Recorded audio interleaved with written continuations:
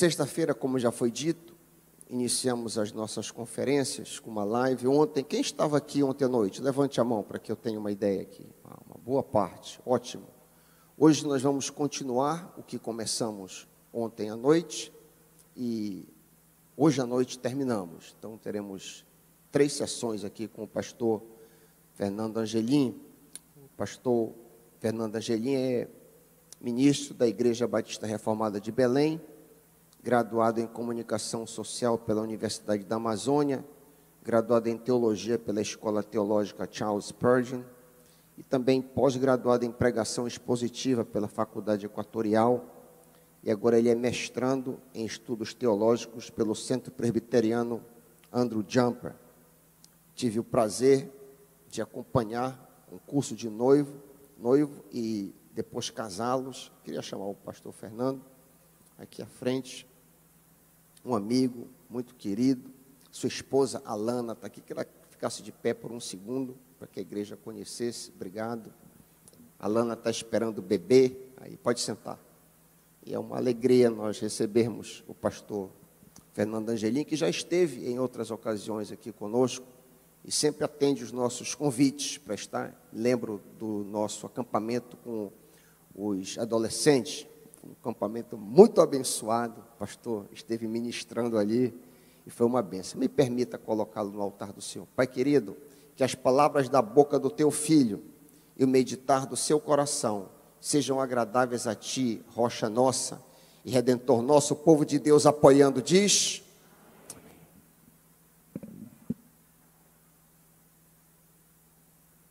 vocês conseguem me ouvir bem? Sim?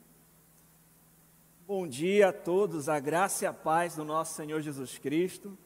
Fico muito honrado, muito feliz de estar aqui com vocês mais uma vez. É sempre muito maravilhoso poder rever os irmãos. Pastor Heiker é alguém que eu admiro muito, tenho grande apreço.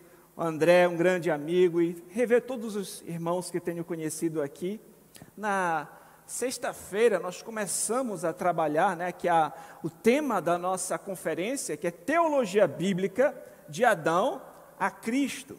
Então, quem participou da live, só para eu ver, e ontem, certo? Então, muitas pessoas já têm acompanhado. Para quem está nos assistindo em casa e talvez não acompanhou, nós vimos que teologia é a ciência da revelação, é o estudo da revelação de Deus. E a teologia bíblica é uma área da teologia, Nós vimos que a teologia tem várias vertentes, tem a teologia sistemática, a teologia pastoral, e a teologia bíblica se preocupa em estudar o grande enredo das Escrituras. Nós vamos buscar entender os 66 livros da Bíblia como um livro só, como uma grande história bíblica que envolve criação, queda, redenção e consumação. Nós vimos que a teologia bíblica, a maneira como nós observamos as Escrituras, também vai moldar a maneira como nós enxergamos o mundo. Por exemplo, quando nós entendemos que Deus é o Criador de todas as coisas, nós sabemos de onde nós viemos. Nós sabemos também, por exemplo, por que as coisas são como são. Quando estudamos a queda e vemos a desordem na sociedade, vemos a maldade, nós vemos as calamidades, as notícias ruins no noticiário, nós sabemos por que as coisas estão como estão, porque entendemos a queda, mas também conhecemos a redenção em Cristo e sabemos qual é o caminho para a salvação do pecador, e também esperamos uma consumação no final. Nós sabemos que a morte não tem a palavra final, o que nos aguarda é a glorificação, novos céus e nova terra onde habita a justiça. Então, a teologia bíblica vai moldar a maneira como nós observamos o mundo. Nós vimos que ela pode nos privar de muitos equívocos, para nós compreendermos o que era sombra ali no Antigo Testamento e depois se torna substância no Novo, porque nós não observamos mais certas cerimônias ou certos sacrifícios que eram feitos, porque eles serviam como sombra que apontava para Cristo. Eu falei também, citando ali William Ames, que o Antigo Testamento promete o Cristo que viria, e o Novo Testamento testifica que ele veio. Não são histórias desconectadas, tudo tem um sentido, é um enredo orquestrado por Deus, né? No qual o Pai enviou o seu Filho por meio do Espírito para salvar um povo para o louvor da sua glória. Esse grande enredo da Escritura que nós começamos a estudar, nós vimos que o Senhor Jesus Cristo, no caminho de Emaús, mostrou para os seus discípulos o que, desde o Antigo Testamento, estava escrito a seu respeito, ali nos profetas, em Moisés, nos Salmos, né? Nós vimos também em Hebreus 1, que no passado Deus falou aos pais de muitas maneiras pelos profetas, mas nesses últimos dias Ele falou pelo Filho, através do Filho, a quem constituiu o herdeiro de todas as coisas, o qual criou o universo, o que sustenta todas as coisas pela palavra do seu poder, o nosso Senhor Jesus Cristo. E hoje, como eu falei a vocês, esse tema de Adão a Cristo tinha dois motivos. Um deles é porque nós íamos fazer um sobrevoo panorâmico, desde a queda de Adão até a redenção em Cristo. Então a gente falou um pouquinho, se puder colocar aqui no slide aquele gráfico, ó, nós falamos um pouquinho desse gráfico aqui, ó, desde a queda de Adão até a promessa do descendente da mulher que esmagaria a cabeça da serpente, as alianças que Deus fez no Antigo Testamento ali, as promessas, profecias, sombras que iam, né, apontando para a nova aliança em Cristo e o estabelecimento da nova aliança, que a gente vai falar um pouco mais sobre essa nova aliança hoje à noite, né, no texto de Hebreus 8, se Deus assim permitir. Então, um dos motivos de Adão a Cristo é que a gente ia fazer esse sobrevoo, mostrando como se desenvolveu, né? Claro, resumidamente a história desde Adão até Cristo. No livro você vai também poder conhecer um pouco melhor, porque não dá para trabalhar tudo no tempo que nós temos, mas você também pode ler o livro e ver com calma esses detalhes. Mas também eu falei que tinha um outro aspecto, porque tanto Adão quanto Cristo são dois cabeças federais. O que é isso, pastor? Cabeça federal? Um cabeça federal é um indivíduo que representa um grupo. Um indivíduo que representa um grupo. Por exemplo, um pai de família. Ele é um indivíduo que é um pai que representa a família. Um presidente de uma nação. Ele é um indivíduo que representa aquela nação. Então, Adão representa, aqui é um cabeça federal da humanidade. E hoje nós vamos falar a respeito disso no texto de Romanos, no capítulo 5.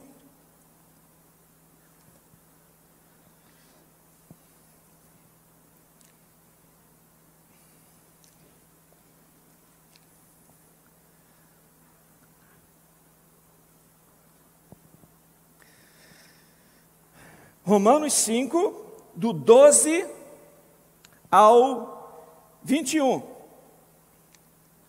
Portanto, assim como por um só homem entrou o pecado no mundo, e pelo pecado a morte, assim também a morte passou a todos os homens, porque todos pecaram.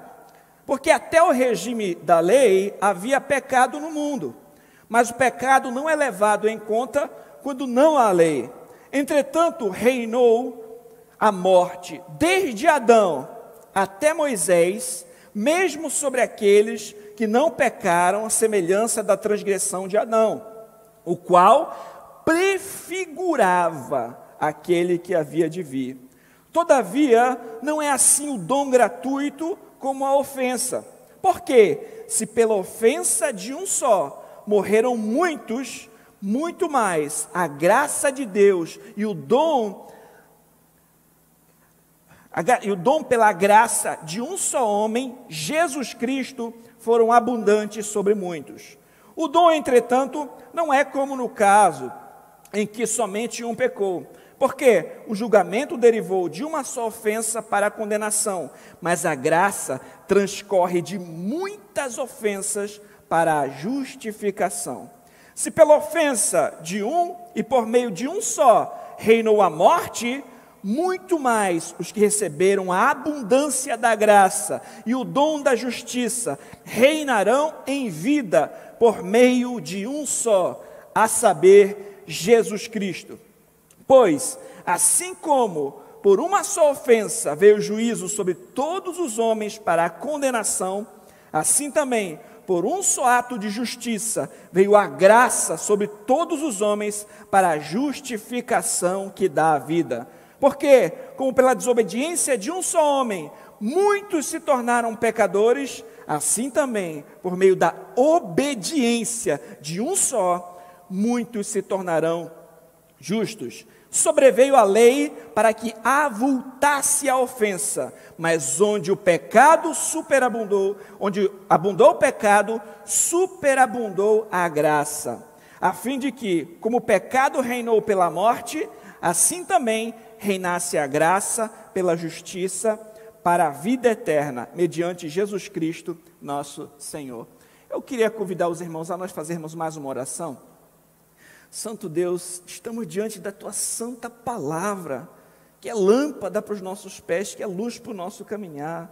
Ó Senhor, fala aos nossos corações. Eu reconheço a minha total necessidade de Ti. Faz o que eu não posso fazer, Senhor. Que o Teu Santo Espírito convença o homem do pecado, da justiça e do juízo. Que o Senhor seja glorificado e a Tua igreja edificada. Que eu diminua e o Senhor cresça. Em nome de Jesus, amém. Então nós estamos diante desse precioso texto da carta aos Romanos. Muito obrigado, pastor Raik. Nós sabemos que o apóstolo Paulo escreveu a carta aos Romanos ao final da sua terceira viagem missionária. Ele gostaria de ir para a Espanha para pregar o evangelho, então ele envia essa carta à igreja de Roma para mostrar o evangelho que ele prega, mostrar suas intenções missionárias, pedir um apoio missionário para aquela igreja, para ir para a Espanha, entre outros objetivos. Mas nós observamos em Romanos o evangelho que Paulo prega de maneira fabulosa, incrível, fantástica.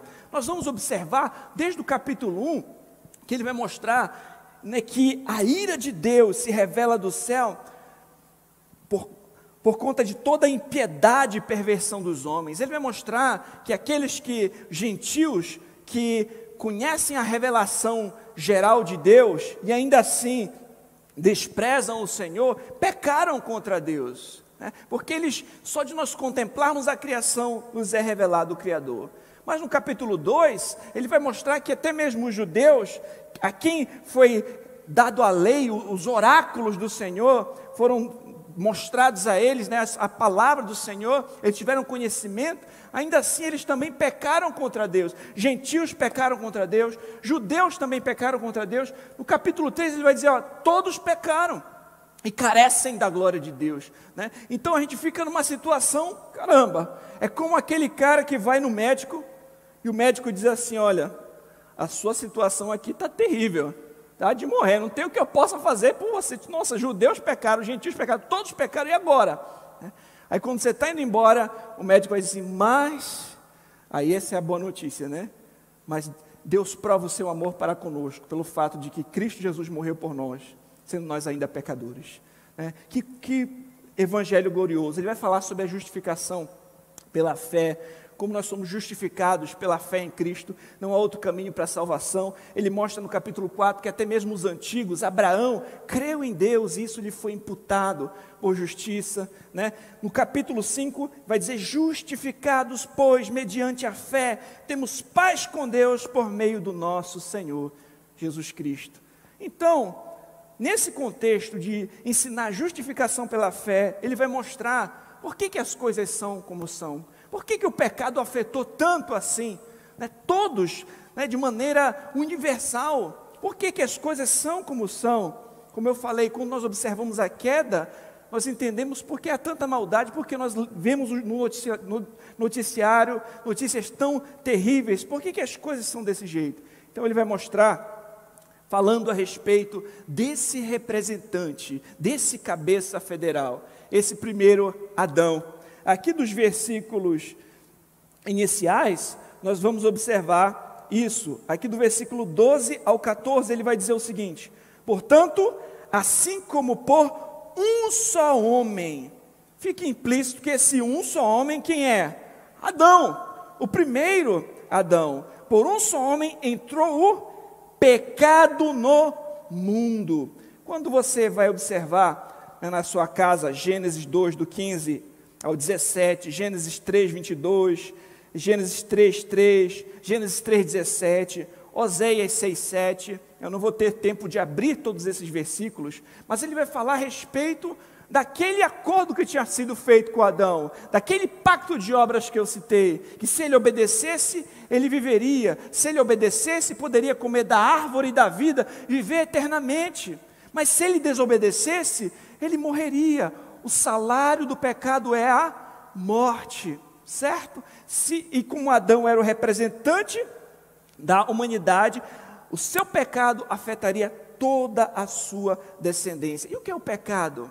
É a transgressão à lei de Deus. Qual era a lei que tinha sido dada para Adão ali no Éden? Da árvore do conhecimento, do bem e do mal, tu não comerás, porque no dia em que comeres, certamente morrerás. Eu falei para vocês ontem, só mencionei que a morte, ela tem 3 aspectos: morte física, morte espiritual e a morte eterna. O que é a morte física, pastor? É a separação da alma com o corpo, né? Morte física, separação da alma com o corpo. Você vê ali, o corpo vai para o pó da terra. Morte espiritual, trata-se da separação espiritual entre Deus e o homem. Você já leu Efésios capítulo 2, quando diz assim: Ele vos deu vida, estando vós mortos em vossos delitos e pecados. Uma pessoa pode estar viva fisicamente, mas espiritualmente morta, precisando de um novo nascimento, como o Senhor Jesus Cristo fala em João no capítulo 3, né? E a morte eterna é a segunda morte, diz respeito ao juízo, ao estado de tormento eterno dos condenados. Isso se refere ao lago de fogo, à eterna separação do homem para com as bênçãos do Criador. Que situação terrível, que devastação. Às vezes a gente não pensa como isso é terrível, que situação de morte, né? Como eu acho que seria interessante a gente ler rapidinho esse texto de Efésios 2, diz assim: Ele vos deu vida, estando vós mortos em vossos delitos e pecados, nos quais andastes outrora, seguindo o curso deste mundo, segundo o príncipe da potestade do ar, do espírito que agora atua nos filhos da desobediência, entre os quais todos nós andamos outrora, segundo as inclinações da nossa carne, fazendo a vontade da carne e dos pensamentos, éramos por natureza filhos da ira, como os demais. Essa é a situação que passou para a humanidade após a queda, uma situação de morte espiritual. Não é à toa que a gente vai observar logo as consequências dos filhos do primeiro casal, Caim matando Abel, a imoralidade, né, na criação, a ponto do Senhor enviar o dilúvio, porque conhecia o desígnio mal do coração humano. Do coração saem as imoralidades, os homicídios, as atrocidades. As obras da carne são bem conhecidas: prostituição, imoralidade, lascívia, idolatria, facções, feitiçarias, coisas desse tipo nós vamos observar. Então a morte passou a todos os homens porque Adão era o seu cabeça federal. Ele é um indivíduo que representa um grupo. Como eu falei, o pai de família representa a sua casa, um presidente pode representar uma nação, e Adão era o representante da humanidade, de forma que o seu pecado, nós caímos em Adão. Nós chamamos, né, na teologia, de pecado original. O ser humano já nasce afetado pelo pecado, inclinado para as obras da carne e a malícia. Não é à toa que Davi falou no Salmo 51, em pecado eu nasci, em pecado me concebeu a minha mãe. Você já parou para observar que você não precisa ensinar uma criança a fazer cometer um pecado, só você deixar de ensinar o certo, você já consegue observar ela com inclinações egoístas, com coisas erradas. Bote duas crianças numa sala cheia de brinquedos.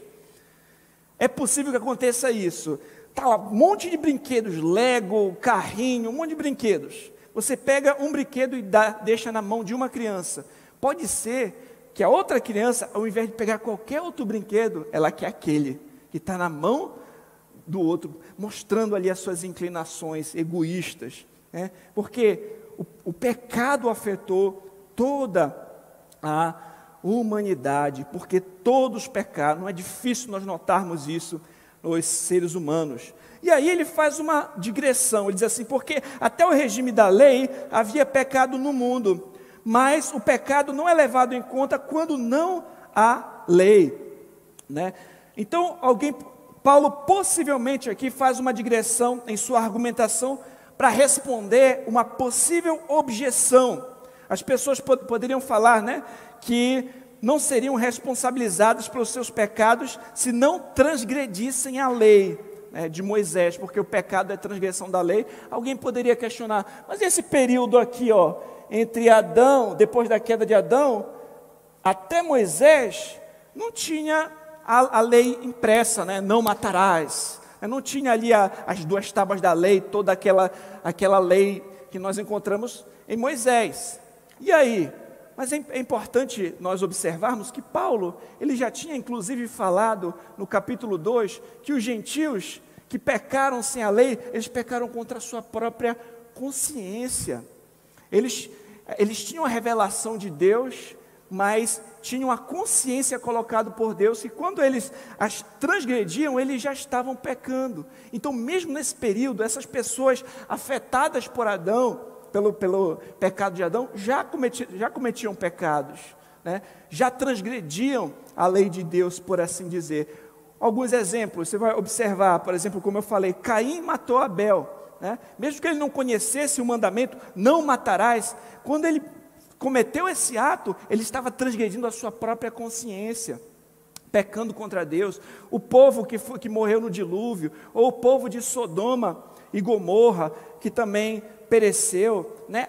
A realidade do pecado é universal. Paulo simplesmente responde à realidade da universalidade do pecado, muito antes da lei ser entregue a Moisés, né? Com esses exemplos que nós citamos aqui. Então, mesmo sobre aqueles que não pecaram à semelhança da transgressão de Adão, mesmo que eles não tivessem esse mandamento como tinha sido dado a Adão, olha, da árvore do conhecimento do bem e do mal, tu não comerás, né? Então, eles não tinham, quem sabe, ali a lei escrita, mas ainda assim estavam transgredindo, pecando contra Deus, violando a sua consciência e a revelação que eles tinham do Senhor, e eles foram afetados pelo pecado original também. Paulo então responde esse possível questionamento. Então, ele vai dizer a respeito desse Adão, que o qual prefigurava aquele que havia de vir. Prestem bastante atenção nisso. Mesmo sobre aqueles que não pecaram à semelhança da transgressão de Adão, o qual prefigurava aquele que havia de vir. Eu falei para vocês que uma palavra ontem que eu disse que eu ia falar um pouquinho mais, que é o tipo. Ele prefigura, é um indivíduo que aponta para alguém superior a ele mesmo. Por exemplo, como a gente falou lá, Gênesis 3,15, já havia a promessa de um descendente, a promessa de um outro, de um segundo Adão.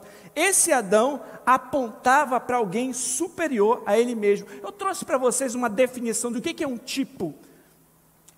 Tipo é uma pessoa, um lugar, uma instituição, um evento histórico designado por Deus para apontar para alguma pessoa, lugar, instituição ou evento históricos futuros.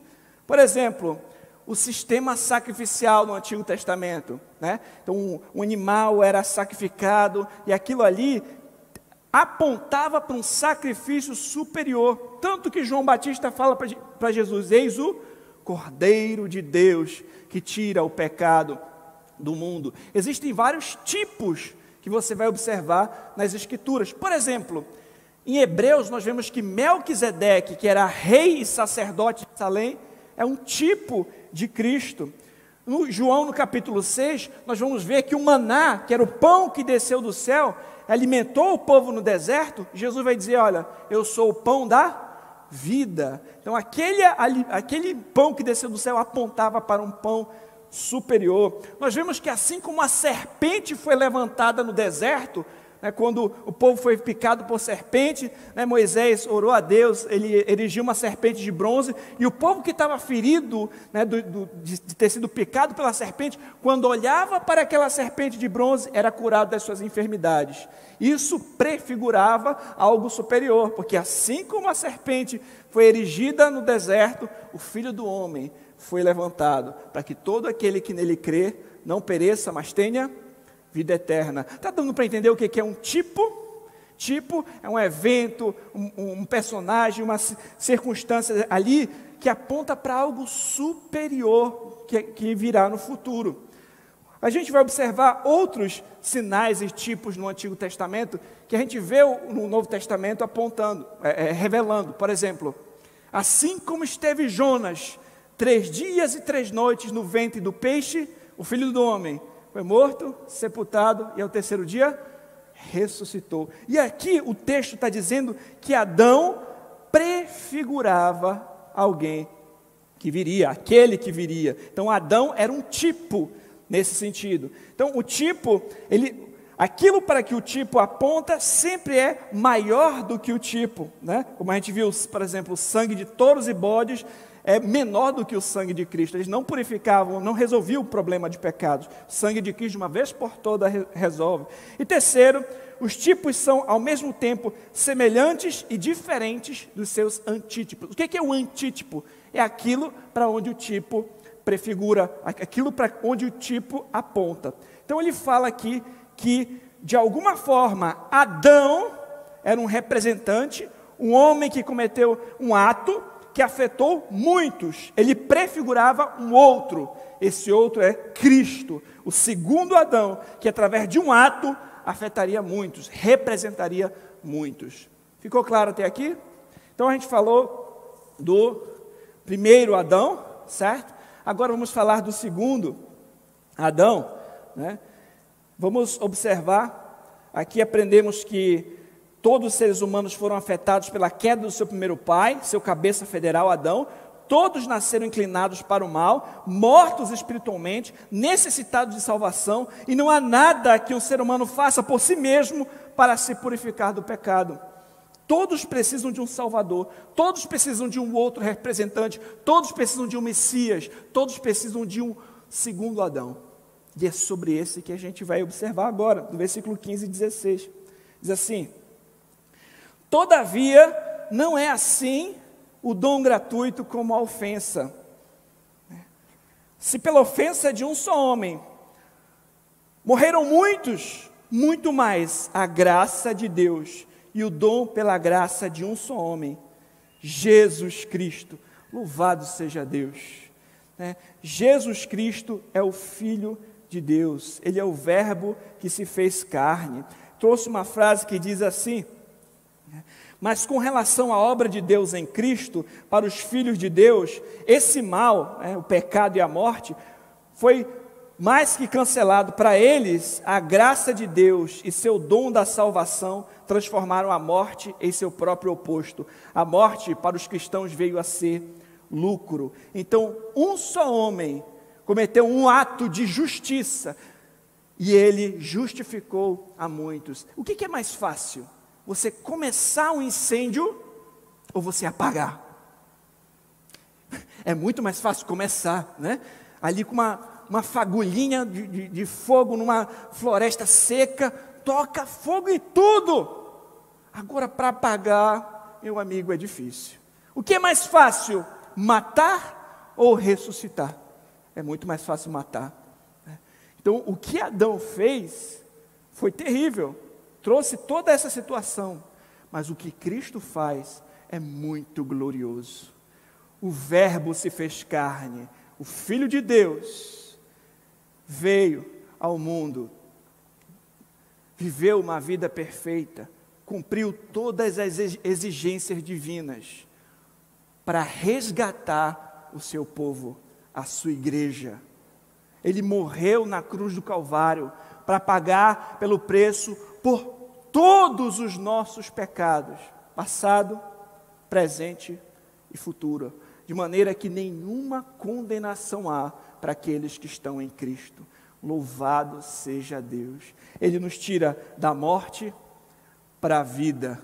Ele nos tira das trevas para a sua maravilhosa luz. Nós que éramos filhos da ira, em Cristo somos filhos de Deus. Louvado seja Deus pelo nosso Senhor Jesus Cristo, o cabeça da igreja. Ele é o nosso representante federal, Ele cumpre em nosso lugar as exigências divinas, Ele nos salva de tamanha condenação. Por um ato, a sua vida perfeita de obediência, culminando em sua morte na cruz do Calvário, ressuscitando ao terceiro dia, assunto aos céus, recebeu o nome que acima de todos os nomes, para que todo joelho se dobre e toda língua confesse que Jesus Cristo é Senhor, para a glória de Deus Pai. Louvado seja Deus, louvado seja Deus.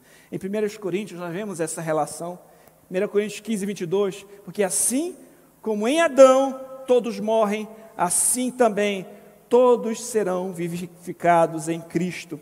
Abra comigo 1 Coríntios 15, 45.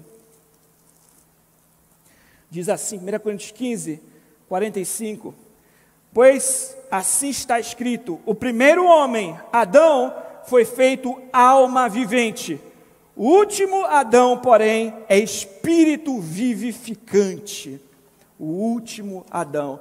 Um puritano chamado Thomas Goodwin, no século 17, ele falou o seguinte: diante de Deus há dois homens, Adão e Jesus Cristo, e todos os outros homens estão pendurados nos cinturões deles dois. Ou alguém está em Adão, todos aqueles que nascem somente fisicamente estão em Adão, mas aqueles que nasceram de novo estão em Cristo. Aqueles que se renderam ao Senhor, se arrependeram e creram em Cristo, estão numa nova aliança com o Senhor, né? Então, diante de Deus tem esses dois. Para nós concluirmos nosso último ponto, uma comparação entre os dois vai ser feita. Vai ser dito assim, no versículo 17 ao 21. Observe assim o contraste que é apresentado aqui. Se pela ofensa de um, por meio de um só, reinou a morte. Olha, ofensa, morte. Agora o contraste. Muito mais os que receberam a abundância da graça e o dom da justiça reinarão em vida, por meio de um só, a saber, Jesus Cristo. Observa o contraste. Ofensa de um, meio de um, reinou a morte, e aí vai dizer o seguinte: reinou a vida, abundância de graça, e também somente por um, que é Jesus Cristo. Pois assim como por uma só ofensa veio o juízo sobre todos os homens para a condenação, assim também por um só ato de justiça veio a graça sobre todos os homens para a justificação que dá a vida. Porque, como pela desobediência de um só homem, muitos se tornaram pecadores, assim também, por meio da obediência de um só homem, muitos se tornarão justos. Então, eu trouxe um comentário que diz o seguinte: os efeitos da ação de Cristo se estendem a todos que pertencem a Ele, assim como os efeitos da ação de Adão se estendem a todos que pertencem a Ele. Todas as pessoas, sem exceção, pertencem a Adão, mas apenas aqueles que vêm a ter fé, que recebem o dom, pertencem a Cristo. O ato de justiça é o ato de coroamento da obediência de Cristo durante toda a sua vida, quando Ele se entregou sua vida, diz F.F. Bruce. Meus irmãos, nós devemos pensar Em quem nós estamos? Nós estamos em Adão ou em Cristo? Nós estamos tentando nos salvar inutilmente pelas nossas próprias obras e esforços, que serão inúteis, nunca serão suficientes para satisfazer a justiça divina, ou nós confiamos na obra realizada por Cristo? A única maneira de termos paz com Deus é no segundo Adão, Jesus Cristo. Hernandes Dias Lopes fez um contraste muito interessante. Ele vai dizer o seguinte: Cristo é o segundo Adão, pois assim está escrito: o primeiro Adão foi feito alma vivente, o último, porém, é espírito vivificante. O primeiro Adão caiu no jardim, o segundo Adão triunfou no deserto. O primeiro Adão é da terra, o segundo Adão é do céu. O primeiro Adão introduziu no mundo o pecado e por ele a morte. O segundo Adão trouxe ao mundo a justiça e a imortalidade. O primeiro Adão foi expulso do paraíso, o segundo Adão nos leva de volta ao paraíso. Olha o contraste entre o primeiro Adão e o segundo Adão, entre Adão e o nosso Senhor Jesus Cristo. Para caminharmos para a nossa conclusão, esses versículos finais. Sobreveio a lei para que avultasse a ofensa, mas onde abundou o pecado, superabundou a graça, a fim de que, como o pecado reinou pela morte, assim também reinasse a graça pela justiça para a vida eterna, mediante Jesus Cristo, nosso Senhor. A lei, queridos irmãos, ela serve como um raio-x. Ela não cria o problema, ela mostra o problema. Digamos que a pessoa está doente, bate a chapa, o raio-x mostra, olha, está tenso. Mas o raio-x não resolve o problema. É necessário alguém que resolva esse problema. Então, o raio-x é levado ao médico, e é o médico que vai tratar do problema.